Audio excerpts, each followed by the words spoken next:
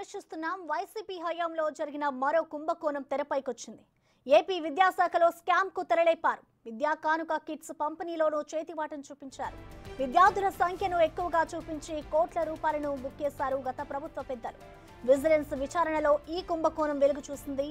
లేని విద్యార్థులను ఉన్నట్లుగా చూపించి కోట్ల రూపాయలు పక్కదారి పట్టించినట్లు విజిలెన్స్ విచారణలో తేలింది.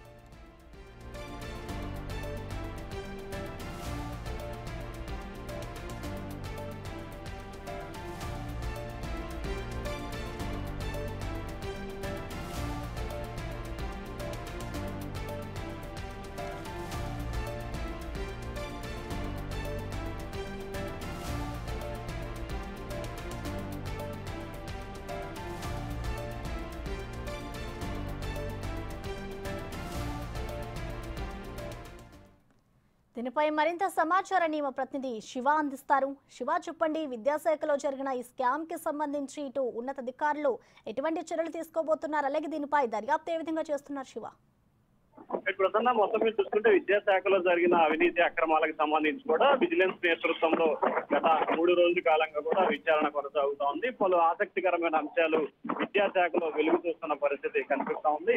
విద్యాశాఖ అసిస్టెంట్ డైరెక్టర్ గా ఉన్న వ్యక్తి గత కొంతకాలంగా అక్కడే ఇష్టానుసారంగా వ్యవహరిస్తున్నట్లు కూడా విజిలెన్స్ అధికారులు ప్రాథమికంగా ఒక నివేదికను ఇచ్చినట్లు కూడా తెలుస్తా ఉంది.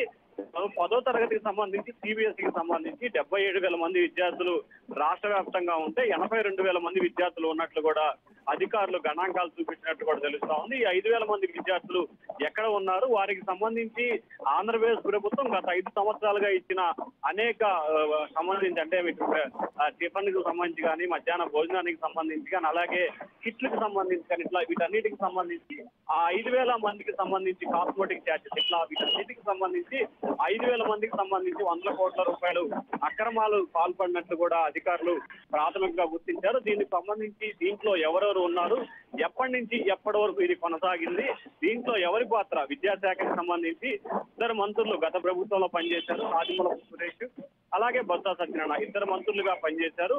ఎవరి టైంలో దీనికి సంబంధించి అలాగే విద్యాశాఖ సంబంధించి స్పెషల్ ప్రిన్సిపల్ సెక్రటరీగా ప్రవీణ్ ప్రకాష్ నేతృత్వంలో జరిగిందా, లేకపోతే ఎవరి పాత్ర ఉంది అనే కోణంలో కూడా విజిలెన్స్ అండ్ మానిటరింగ్ కమిటీ విచారణ అయితే చేపడుతుంది.